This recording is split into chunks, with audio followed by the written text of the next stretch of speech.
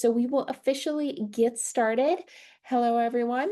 My name is Danielle Ruger-Morowski, and I am the Associate Director of Partnerships at Parker Dewey.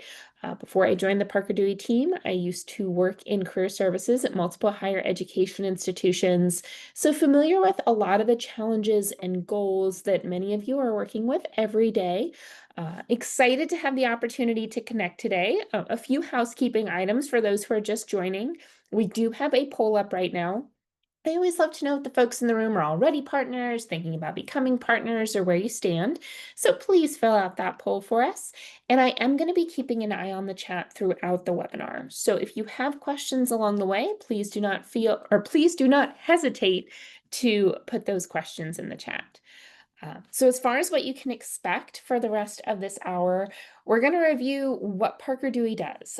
So if you're already a partner, you probably have that awareness, but for those of you that are new, we just want to make sure everyone is starting on the same page. We're going to review a little bit of the user experience for both audiences, because this is a platform that's really beneficial, not just for your students, but also for your employers. So we want you to have that awareness of how both sides work. Then we're going to cover why this is really beneficial for all of you, the Parker Dewey partners or potential partners. We'll talk a little bit about some of our other partnership options, including Parker Dewey Plus and programs. And we will have a couple more polls along the way for you to let us know what things are of interest to you so we can follow up accordingly. So with that first topic, before we get into it precisely, I want to talk about some of the reasons why Parker Dewey exists. And this is really in line with the challenges that we know many students as well as many employers are facing. Starting first, though, on those challenges faced by students. So these are just a few specific cases that demonstrate what we hear pretty consistently from students, and that's that they don't always have a lot of time. Sometimes they lack transportation. A lot of times they're interested in engaging with companies that aren't in their geographic area. Other times they're not finding opportunities that are accessible to them because of pay, more specifically, lack thereof. They can't afford to spend time on something because they need to spend that time at whatever job is helping them pay tuition or cover their bills. So if they're going to spend time, it needs to be compensated. Another big one is students don't know what they want to do, and that's totally reasonable, unless they have parents or other adult connections that work in the fields that happen to interest them. It's totally reasonable that students don't really know what's out there or what's realistic for them, so they're looking for ways to explore without that exploration having to first start with a big commitment. Now, on the other side of things, we have employers who have their own unique set of challenges. So they're looking at the talent pool and realizing, man, this junior or this senior has a lot of skills that would have been great for our organization or our industry, but they didn't know that we were a thing or that this industry was a thing when they were choosing their major. I really wish that we could get in front of this type of talent earlier. Then there are other employers who are saying students don't really understand what we do or who we are, or we're not on their radar at all. So they're trying to build that awareness of their opportunities and their roles. And then others still have some awareness with students, but that awareness maybe isn't comprehensive. Students think of that company and they think of one specific type of role, but don't realize the wide breadth of opportunities that could be taking place at that organization.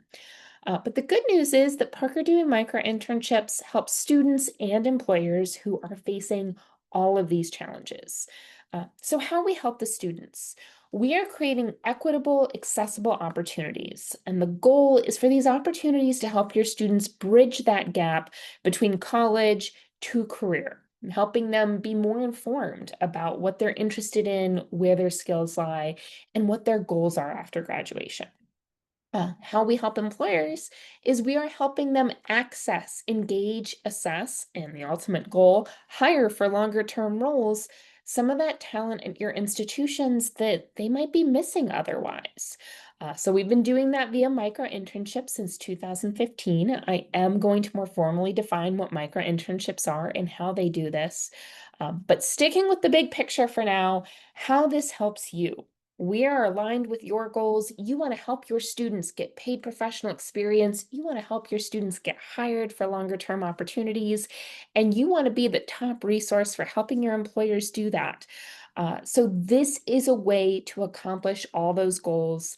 Something I like to highlight very strongly up front is that micro internships are not designed to replace traditional internships or full time roles. They're designed to create a more accessible pathway to more of those opportunities. So that's how we help you as Parker Dewey partners. So as promised, what exactly are these micro internships that are doing all these things? High level, they're short-term paid professional projects. So delving into each of those pieces just a little bit more, when we say projects, what we mean by that is projects that have some sort of deliverable. So there's something that the micro intern is completing and then handing over. And when I say handing over, I mean sending, since over 90% of these remote, but that they're sending to the company that posted the project. And when they're done with that deliverable, they are done with the micro internship. And that means these are really short term. Most micro internships are somewhere between 10 and 40 hours total. So, again, for your students who are looking to explore without having to start with a commitment, or maybe just don't have a lot of time, maybe they're first gen, non traditional, student athletes, or they just have a lot of different gifts and they want to try multiple things out, this can fit into even the busiest or most uncertain of schedules. These companies can also post projects at any time of year. They don't have to be tied to the academic calendar, so this is really responsive to employer needs as well. And every single micro internship on the Parker Dewey platform is paid. So, how that works is companies can create their accounts and post their projects with no cost or obligation to do either of those things. If they don't get a candidate they like, they close it and they don't owe Parker Dewey anything, or anyone anything for that matter. But since students are typically really excited to engage in this way, they do get candidates that they want to select. And it's only when they do that that they receive an invoice from Parker Dewey, the employer, not the candidate. The only way money flows when it comes to students is from Parker Dewey to the student. So when the employer selects their candidate, they get an invoice from Parker Dewey, and then they pay us, and we act as the employer of record. So we take care of getting the micro intern's payroll information, processing the payroll, tax forms if they earn above the threshold. The micro intern is an independent consultant or contractor on Parker Dewey's books. 90% of what the company pays goes to the micro intern, and that 10% difference covers the cost of us acting as the employer of record. And that's all very transparent when the employers post, as we'll show you here in a bit. So there's no confusion about what money is going where. And that makes it really easy for the employers. They're getting to engage these students and audition them for longer term roles without having to do all the administrative burden that typically comes with that. So, a really worthwhile endeavor for them. We also require that the projects are professional, and we know there are different definitions of professional out there. From our perspective, this means that it involves skills or knowledge that students are learning or building in their degree programs. So you'll see projects like researching a potential new market and compiling findings, or it could be analyzing a specific set of data. It could be as straightforward as writing a blog post on a particular topic. But you won't see things like walking dogs or painting fences. Nothing wrong with those types of projects, just not what Parker Dewey is for. So ultimately, these projects are allowing employers to compile candidate insights based on real work, not just resumes, not just a brief interview. And it's allowing them to access those demographics they might be missing otherwise and see if they're a good fit for those longer term roles. So I kind of covered this already, the how much does it cost, but it's a common question that we get, and an understandable one. Budgets are tight for a lot of folks, so we might like to make this abundantly clear. For students, there is never any cost to use our platform, and every opportunity is paid. Now, they do need to be selected for the opportunities. It is an application process, but they will always earn money for the time spent on micro internships and the work done. For companies, there's no cost to create an account or post their project. Again, they only get invoiced once they select their micro intern.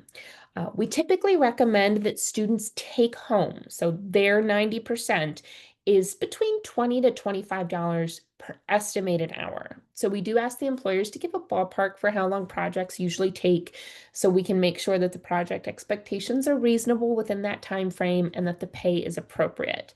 Again, 90% of whatever the total they pay is goes directly to the micro intern. After the micro internship, they're like, oh my gosh, this is our next traditional intern, or we want to hire this person for a full-time role. There is no temp to perm fee. We're not a recruiting firm or anything like that. We are excited when that happens. That's ultimately the goal of micro internships, and there is no cost. We do have some additional hiring program packages available. Later in this webinar, we're going to talk about the different partnership options for you all as educational institutions. There are very similar options for employers if they're hiring at scale.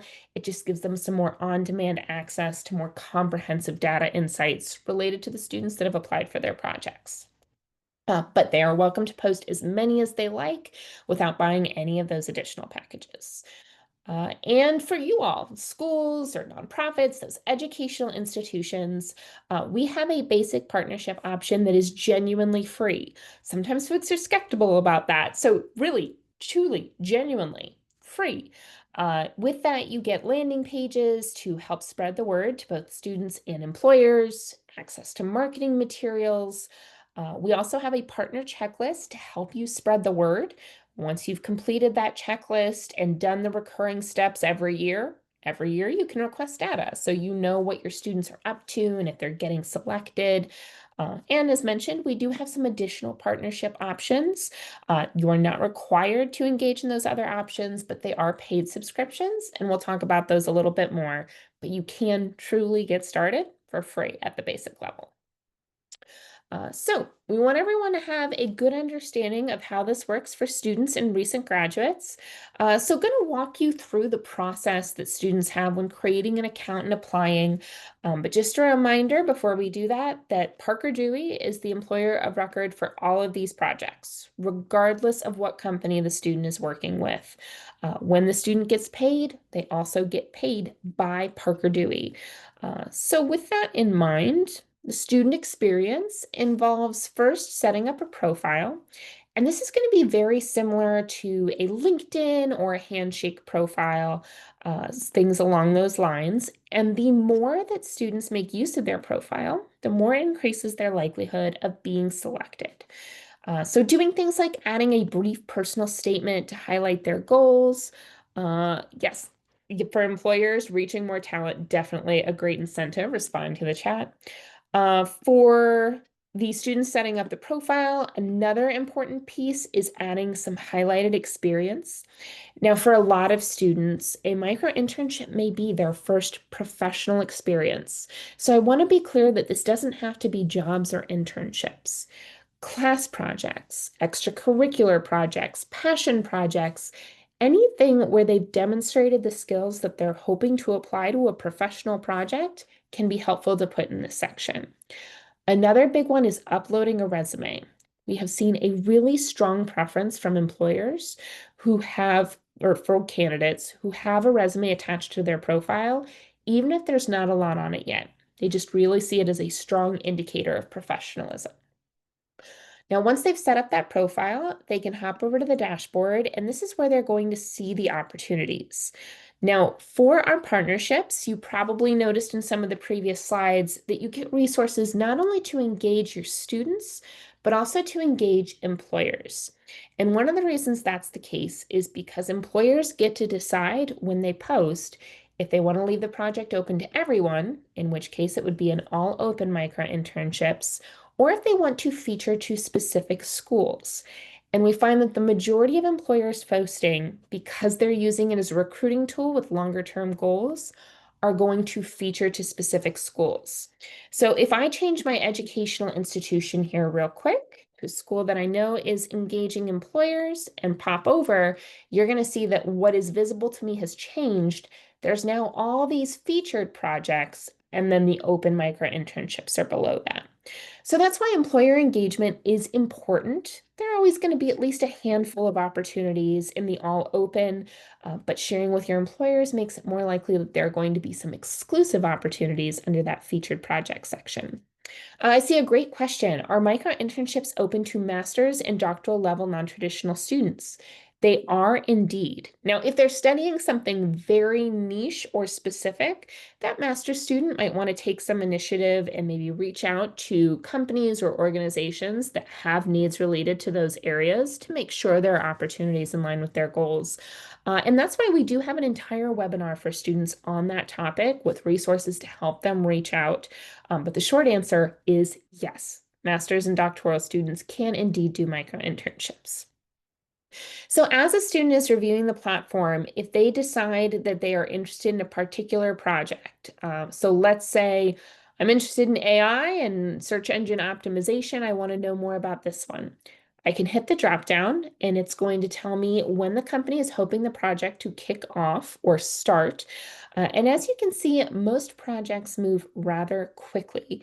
In fact, it's typical for projects to kick off or make selections within a week or less of being posted. So that's a big tip for your students, or leads to a big tip for your students, and that is to log in regularly. Because these projects move so quickly, if a student logs in once a month, they probably only saw about a quarter of the opportunities that were available to them in that month. So logging in consistently leads to a wider breadth of opportunities they're going to see. The company will also establish when they'd ideally like the project to be completed and the estimated number of hours the project will take. Now, it's estimated because micro interns don't need to formally track their time. They're paid based on completion of the project, but we do ask the employer to give us a ballpark so we can make sure that the project can be reasonably completed within that time and that the compensation is appropriate. Now, over 90% of our micro internships are remote, but sometimes there are projects that just by their nature have an on-site element. So that's clarified in this section if that's ever the case. And what the candidate sees here is the 90% of whatever the employer has paid. So what that means is this is straightforward, what they will earn as an independent consultant of Parker Dewey if they are selected for and complete this project. Now, if they read all the details and they go, you know what, I'm interested in this project, I think I know how to do this project, they can hit apply. And then there are going to be some short answer questions. Now, the first question is always going to be, why do you think we should select you? So that's a really good one to practice answering with your students. That one cannot be removed by the employer because we found it's a really effective question to determine fit and skill needed for an opportunity. Some employers will actually leave that as the only question.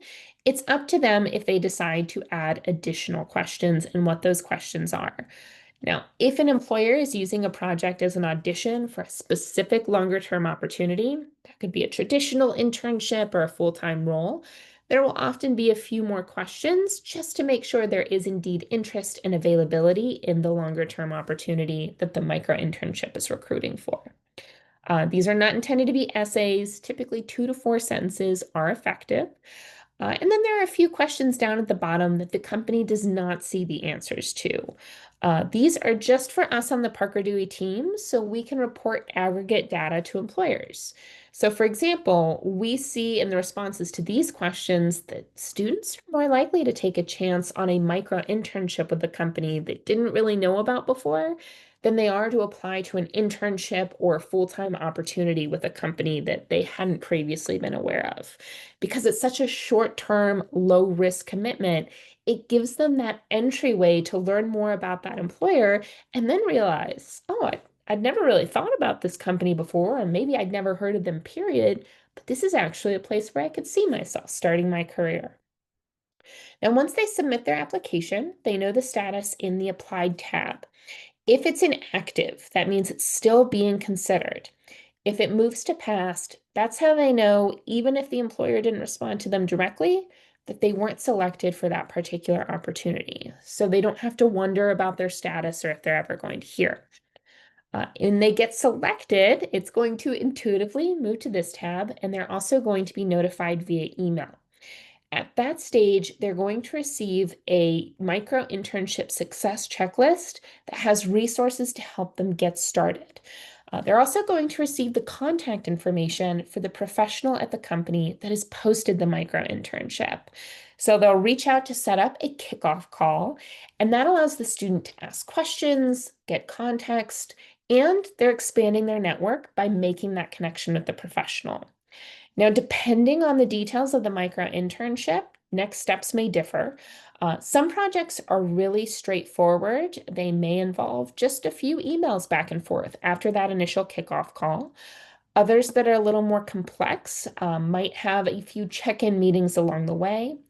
We have templates for both email follow-ups and agendas in that micro-internship success checklist, so students are equipped with a guide to help them make sure they are communicating professionally, that they're letting the company know what they've done, any questions they may have, and that expectations are aligned for the remainder of the project.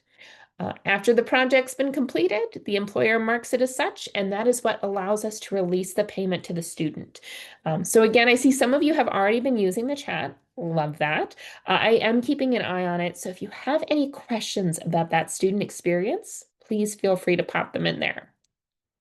But going back to some of those students we saw at the beginning who were struggling with time or not being able to afford unpaid opportunities, or they were looking for accessible ways to explore. I won't read these to you, but you will get the slides afterwards so you can look deeper into all of them. But these do a really nice job of highlighting how micro-internships helped them address those challenges. And if you like to hear about the experiences of other micro interns, we have plenty of success stories and testimonials on our site. Again, you'll get the link to this in the follow-up, but if you want to do some skimming during this presentation, please feel free to do so.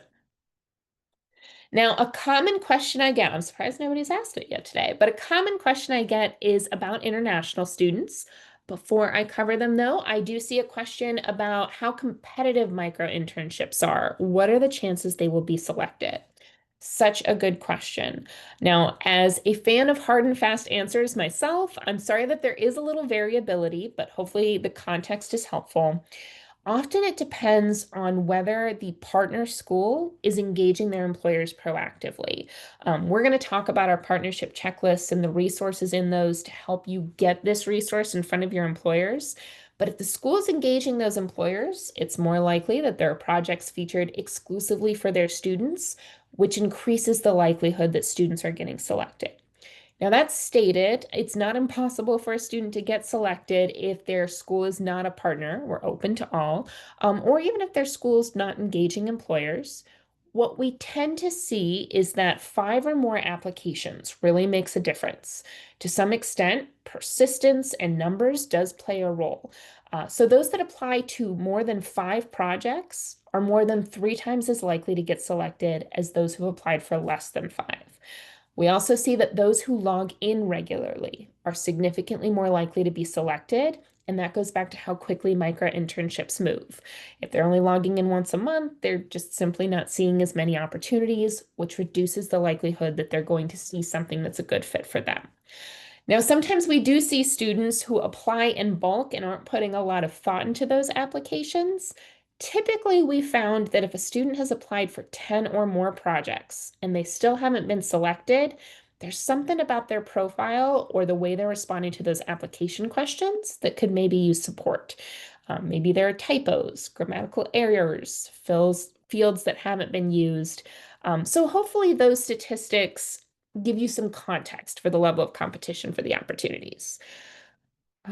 Again, thank you all. If there are any questions, please keep them coming. But the common question of international students. With international students, we have had them do micro-internships, but they do need work authorization. So this can be done with CPT, pre-completion OPT, or OPT. But the actual likelihood of that working out well does vary from institution to institution. Some schools are more flexible as to when credits can be registered for CPT, if it has to be before the semester starts, or if it can be during, the minimum number of credit hours. So based on your school's policies, that's going to adjust what the process is like for your international students. And that's why every international student is encouraged to check with their institution before they start applying to make sure that they don't apply and get selected for something that they may not have the ability to do at that time. Now, international students, just like any other student, don't always read all the suggestions made to them. So that's why in that micro-internship success checklist I mentioned earlier, every single student receives that. And the first thing at the top is a reminder that international students do need to confirm that they have work authorization before they can get started. Now, since they are independent contractors of Parker Dewey, they're on our books. We are the employer of record, regardless of what company they're working with. So that's why after they've got that authorization, they can request the offer letter and it's going to be on Parker Dewey's letterhead. Another population that's been struggling to find opportunities, especially as of late, are our undocumented students. But the good news is, since they're independent contractors or consultants when they do micro internships, undocumented students can do these as long as they have a valid ITIN number.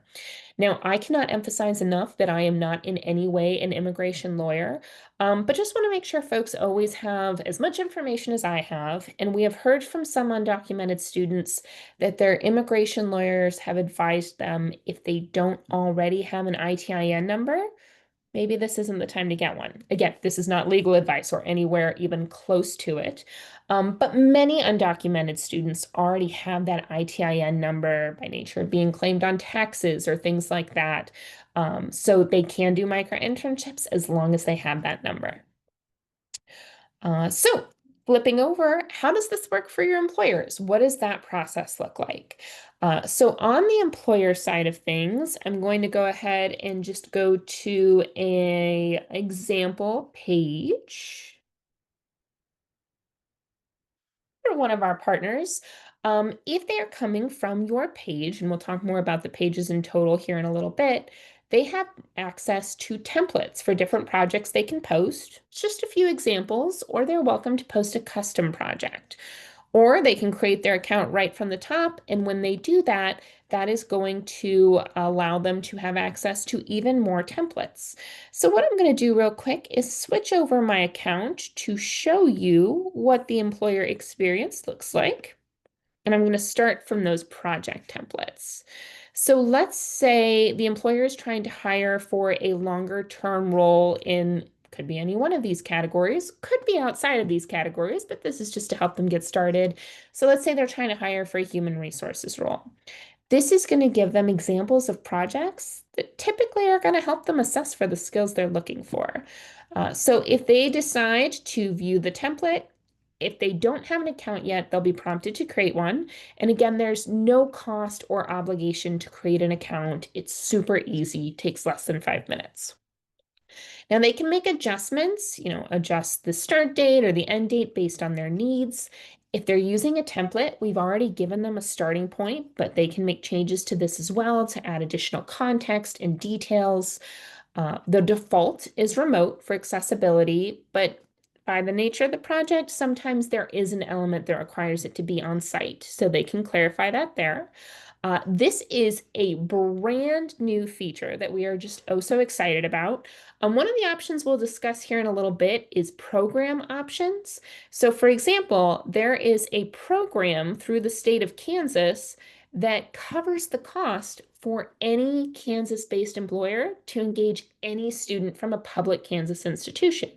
So if you are ever interested in doing a program for your school, the company can just select what program they're posting through, and it's going to change all the other details to align with that program.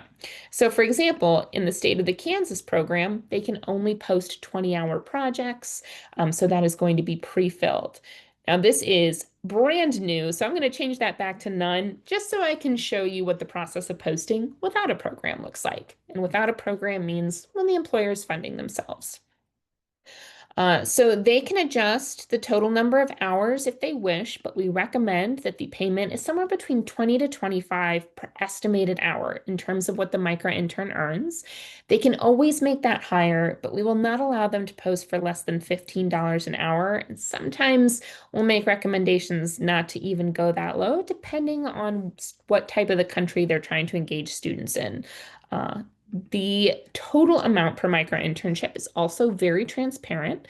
Again, that 10% difference covers the cost of us acting as the employer of record. So it's very clear the total cost versus what the micro intern earns.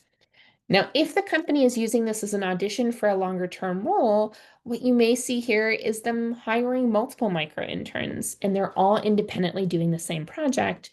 Whoever does the best job on that project might be the one to get that internship or job offer.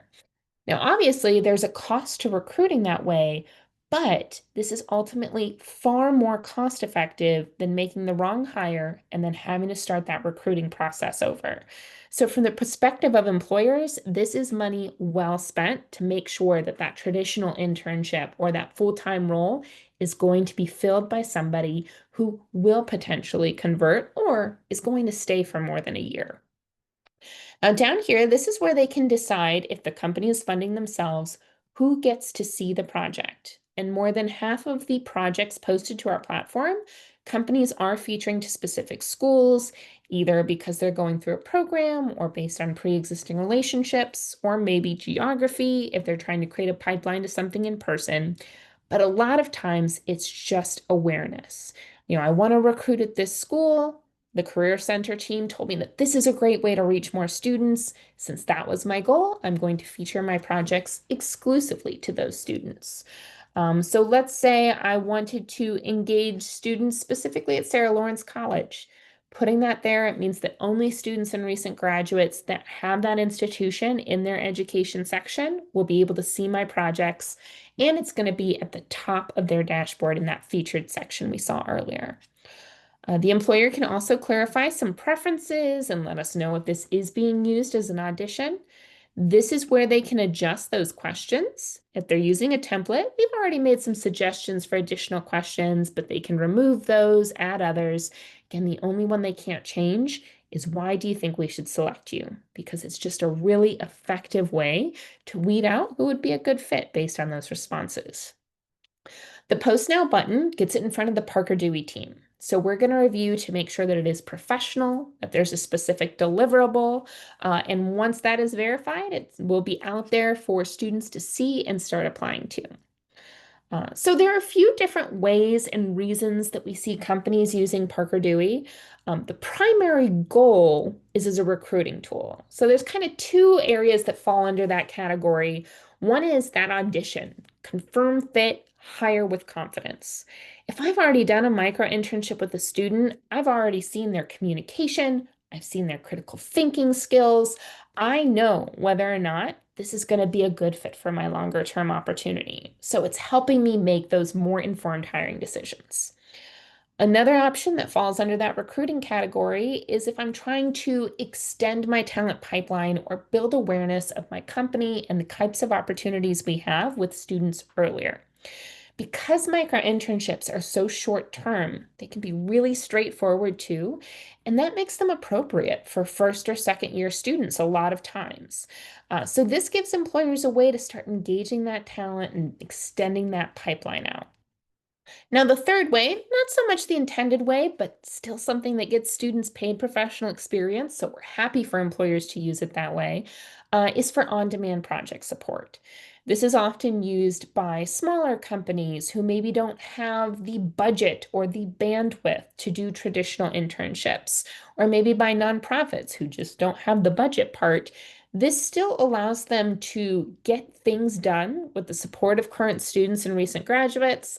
Like I said earlier, the students and recent graduates are still getting paid professional experience, and that's still making them more competitive candidates for other types of opportunities. So even though it's not the primary goal of Parker Dewey, it's still something we allow and that you might see on the platform for your students. But just to delve deeper into why this is a great hiring tool, what we have here on the left is a job description, a very brief one, but a very high-level overview of what a company might be looking for when they're trying to hire for an entry-level data marketer. In that role, they're going to need somebody who knows how to gather, analyze, and report data. They need someone who has a knowledge of content strategy and can use data to inform that strategy. They're also going to need someone who's a good communicator that can make concise and effective recommendations based on what they're seeing in that data. So, based on just those three components of what that role needs, we have example project ideas that would help a company assess fit for those types of roles. A company could have micro interns do some data cleanup or visualization. They might have them do some reporting on content performance. They could do analysis on campaigns. What these projects all have in common is they're not going to require full onboarding with that company or really any onboarding at all. Anything they're going to be working with is going to be publicly visible information for most micro internships. It's also going to allow them to see those relevant skills in action so they know before making any sort of longer term hire, is this person going to be a good fit for this opportunity? So here's an example from Smith and Nephew. If you're not familiar, they're a medical device company, and they were having trouble finding entry-level talent for a rotational program. Students just didn't really know what they were or know what types of opportunities they had, which is kind of the goal of the rotational program, but you got to get some folks in the program first before they start to get those insights. So they turned to micro internships and they posted a project. They hired 12 micro interns to do it. And the project was to pick one of their products and put together a pitch deck on that product. So, in the course of doing the micro internship, these students, soon to be recent graduates, were engaging with a professional at the company, learning about the company, learning about the products.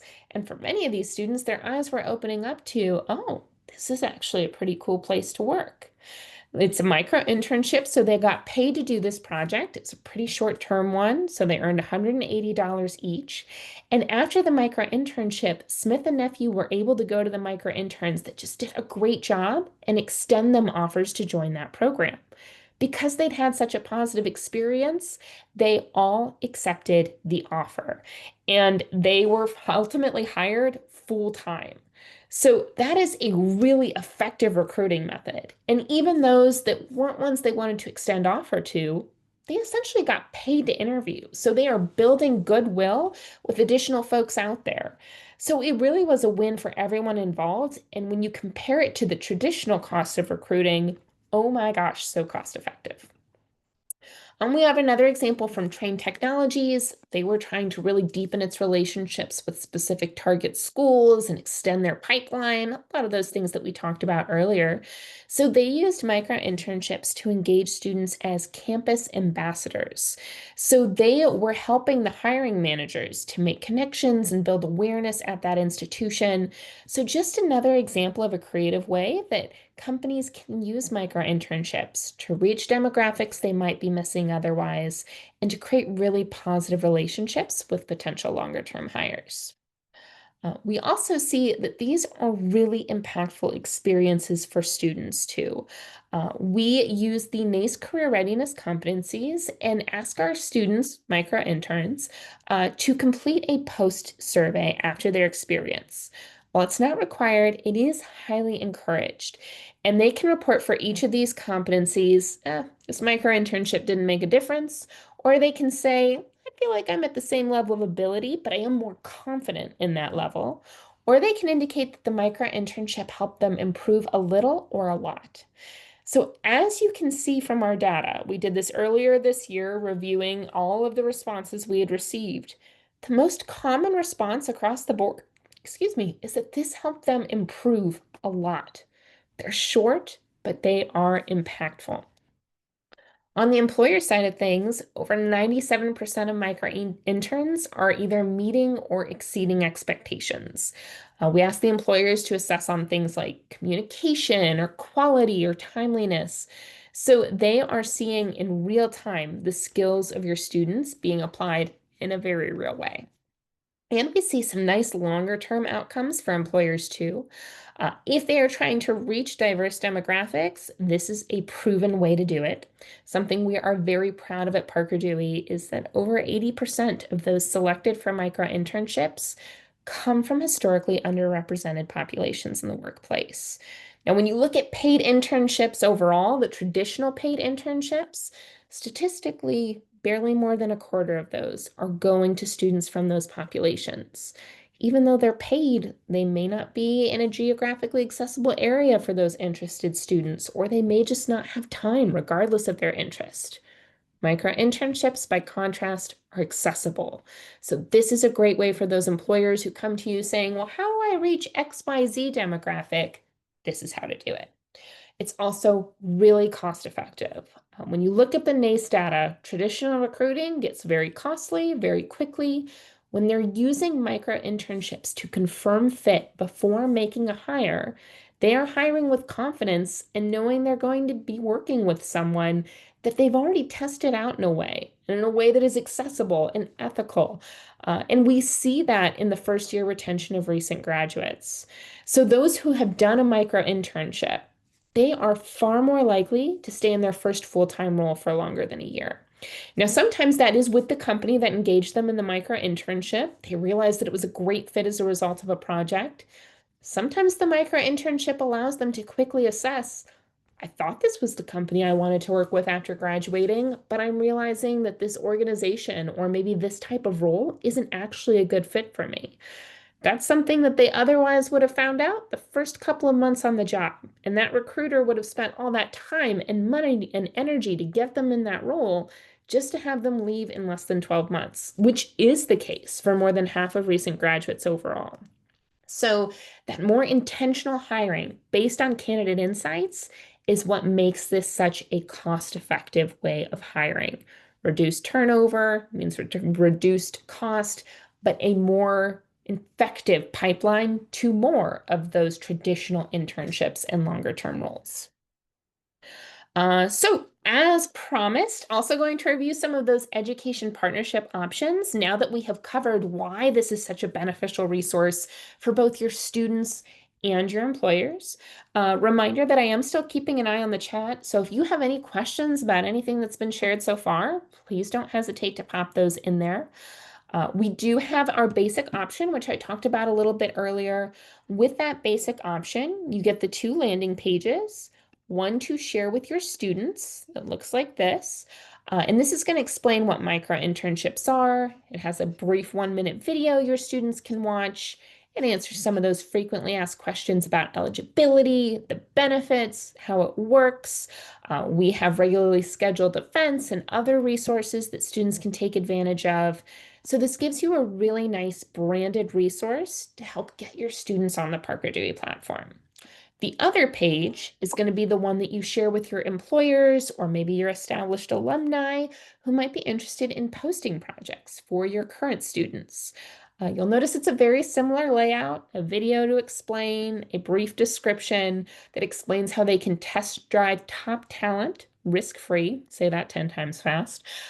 It also explains, some of the other benefits, how it works, those templates we looked at earlier, frequently asked questions. And if they still have questions, this gives your employers a really easy way to connect with the Parker Dewey team. You do not have to be the micro internship experts. We are happy to hop in, support, and help get those employers over the finish line to posting opportunities for your students. In fact, let's say your employer is hiring for a specific longer term role, but it's not falling in one of the categories we have templates for. You are welcome to have them send the details of that opportunity via this form, and we will come back to them with customized micro internship recommendations that are going to help them assess for the skills needed for those roles. And both of those pages are included in that no cost option. Now, with that basic option, we've got the checklist we're going to review here in a second. Once you do those checklists to get the word out to both audiences, that's when you can request data so you know what's happening with your students creating accounts and applications and applying. The reason why we have that requirement that the checklists need to be completed first is we've just found if a school is not engaging both their students and employers by doing the things on those checklists, we unfortunately just don't have a lot of data to share with you. And we want to make sure when we do that annual poll that there are meaningful insights that are going to be helpful to you and your team. So I already covered all the information on this slide, got myself a little bit out of order, but the partnership checklists are linked to right here. There are two of them. So the Getting Started checklist, aptly named for those who are new partners or maybe have been partners, but could use a little bit of starting from the beginning again, making sure that we have both a student-facing and employer-facing point of contact at your institution, making sure you're familiar with both of your landing page links. We do have safe listing instructions to share with your IT team because few things are more heartbreaking than a student getting selected and then getting deselected because the notification went to spam and they never realized that they got picked. So we want to make sure that doesn't happen. We have email templates to highlight the partnership to both audiences. And then at that basic level, there is no administrative login. So what you'll want to do is use a shared departmental email. Like if you have a career services at yourinstitution.edu, use that to set up a test account. That's going to allow you to demonstrate the platform. It keeps you from having to create a new example account if there's ever turnover. And it leaves your individual email address available if you ever decide to upgrade to Parker Dewey Plus. Oh, I see we've got a question. What happens if something goes wrong during the micro-internship? Like they do it incorrectly, or I'm extrapolating now, but maybe they ghost, or maybe there's trouble communicating. This is a great question. Both sides, the student and the employer, receive Parker Dewey contacts to help them if there's something going awry with the project. So if either party is having trouble getting a response from the other, or, maybe the student gets into the project and goes, oh, I thought I knew how to do this, but I'm realizing this is actually different, or whatever it may be. Or sometimes maybe life circumstances just changed and they no longer have time to complete. They can reach out to us and we will help them navigate the situation to figure out what the appropriate next step is. Now, we do have performance policies. If a student very clearly used AI and it was not a project that explicitly said it was intended to have AI used for it, that is a violation of those performance policies. And we do reserve the right to deactivate their account because we don't want things like that to reflect poorly on their peers. We have a very similar policy for ghosting. If the student just stops responding and doesn't respond to us either, if the school they're from is a partner, we'll let the school know so they can reach out. Hopefully the student is okay. That's our top concern. But if they do it more than once, again, we reserve the right to deactivate. And same for if they clearly just didn't try, like they turned in something that was not what was asked for, and it wasn't a misunderstanding, it was a genuine lack of effort, then again, we reserve the right to deactivate their account. Thank you for the question. Going back to the checklists, the annual must-dos list is those things that we recommend our partners do at least once a year.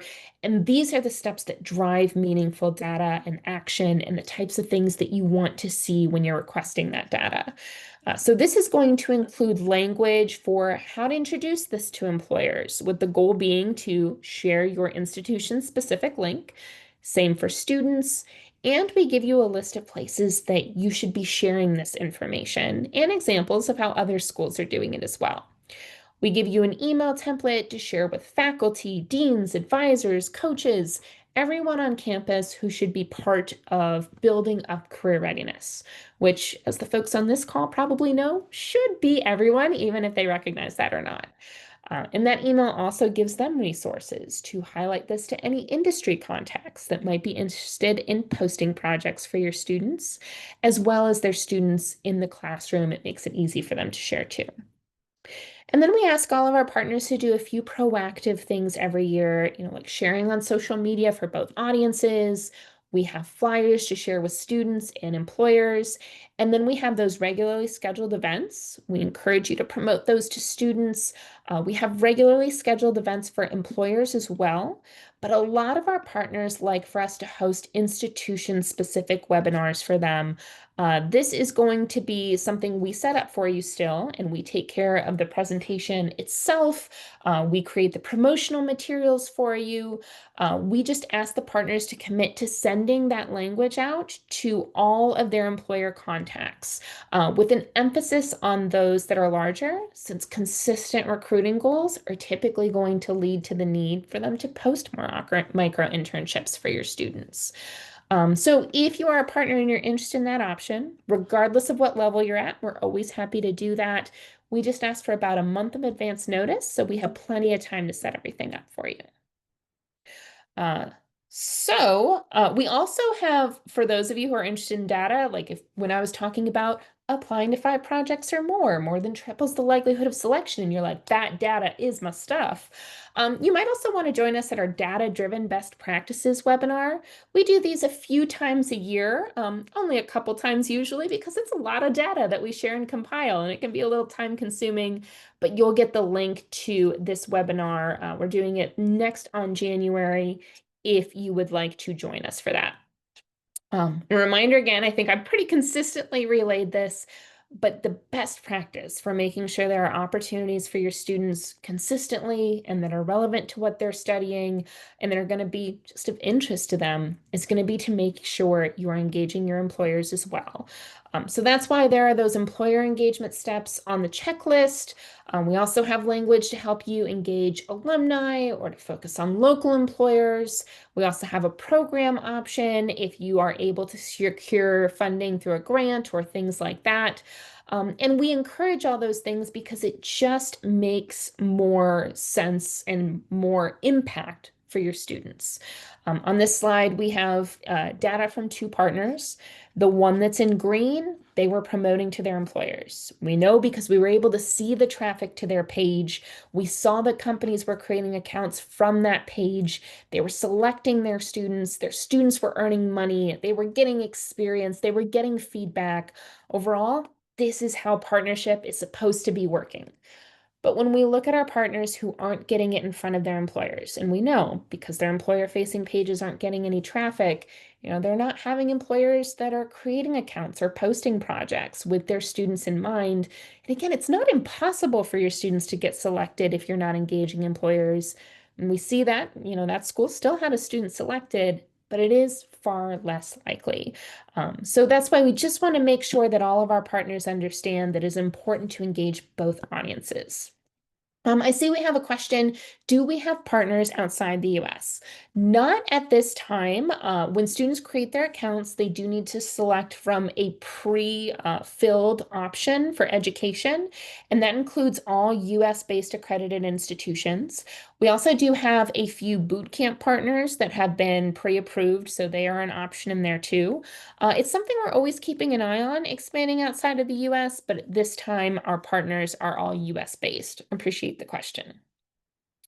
And I know a lot of folks like to see things in practice. So this slide is going to give you some more information about those micro interns that went from micro intern to hired. You can check out these stories and those success stories and the testimonials I shared earlier to see how students have been able to do this. I also see y'all are fabulous, and 91% of you have already filled out the poll. But for those of you who haven't yet, I want to highlight, since we've got limited time left, that there is a poll up now that has some of those next step options that I've covered during this webinar. If you are interested in any of those particular options, please fill out the poll and let us know. That'll allow me to send some customized follow-up to you later this week based on your goals. And that brings us to Parker Dewey Plus. So this is our $2,000 a year subscription option. The big difference between Basic and Parker Dewey Plus is with Parker Dewey Plus, you get access to an administrative dashboard that is going to allow you to see not only all your students' data on demand, but also your employer data. So you're going to be able to see any employers that have created a Parker Dewey account from your page. even if they haven't posted a micro-internship yet. You're going to be able to see in real time if your students are applying and getting selected. You're also going to be able to see your students' accounts.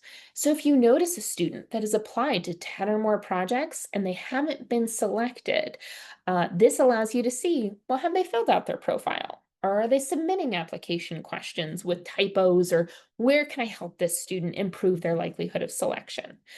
There is just an abundance of data on Parker Dewey Plus. So if you love data and you love being able to see it in real time, I'd say Parker Dewey Plus is for you. It also allows you to engage one of your students in a student ambassador micro-internship. So this is an 18-hour project that is going to involve the student promoting Parker Dewey, both to their peers and to employers. So they're going to do things like post a video on LinkedIn about why this is accessible and why this is appealing and why employers should check this out. We've seen some really exciting outcomes with some of these student ambassadors. I just wrapped one up with a student from Wichita State University, and we saw more than 4 times the amount of traffic to the student-facing page last month than we did compared to the month prior before she had gotten started. This is a great opportunity for one of your students to get an experience marketing something, and just like any other micro-internship, they get paid. So for 18 hours, they get paid $360, and that comes out of that $2,000 subscription. So a really great option for folks who love data, who like to make their decisions based on data, and want to create a relevant opportunity for one of their students. Some other exciting news, you may be eligible for Parker Dewey Plus access at no cost if your school already has a program, and you probably already are aware and are using it if that's the case, but just throwing that out there. Or if you are eligible for a Parker Dewey Run program that just happens to benefit your school. So for example, if you are from a school in Connecticut or Florida, or at an HBCU, or a member of the HSI Career Collaborative. There's only about 13 schools in that organization, so I'm assuming you'll know if you're one of them. Then you can get Parker Dewey Plus, that dashboard access, not the student ambassador, unfortunately that's not included, but the dashboard access at no cost through May 2026. If you are a Kansas public institution, could be four-year community college, you can get Parker Dewey Plus access at no cost. If you are an Indiana institution, doesn't matter if you're public or private, there is an IEDC, that stands for Indiana Economic Development Corporation. You can see why we call it IEDC. But there's an IEDC program that is going to cover the cost for you to get that access for the duration of the program. So if you fall into one of those categories, please follow up with us. We would love to get you that access. And then finally, we have our programs. Programs, the big difference is that the school, either by a grant or a donation or just being a wealthy school, good for them, has been able to fund the projects on behalf of employers they'd like to engage their students. So most of the cost for a program ends up in your students' pockets, and the resulting projects are obviously exclusively available to your students. So the cost of these programs also includes program management. We make this so easy. We set up pages for you to be able to share with the employers that you're targeting. We have the projects pre-templated, like you saw earlier, based on whatever your goals are.